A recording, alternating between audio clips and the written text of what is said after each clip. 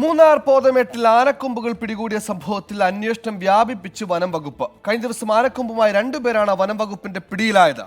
കൂടുതൽ പേർക്ക് സംഭവവുമായി ബന്ധമുണ്ട് എന്നാണ് നിഗമനം.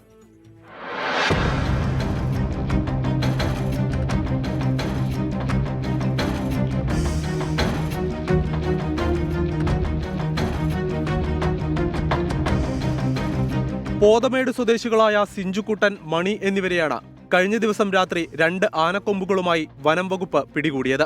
ഇവരെ ചോദ്യം ചെയ്തതിൽ നിന്ന് ആനക്കൊമ്പ് വിൽപ്പന നടത്താൻ ശ്രമിച്ചതിൽ കൂടുതൽ പേർക്ക് പങ്കുണ്ടെന്നാണ് കണ്ടെത്തൽ.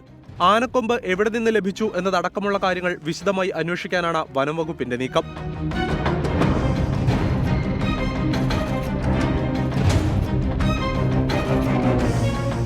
പ്രാഥമിക പരിശോധനയിൽ പിടിച്ചെടുത്തത് നാട്ടാനയുടെ കൊമ്പുകളെന്നാണ് നിഗമനം.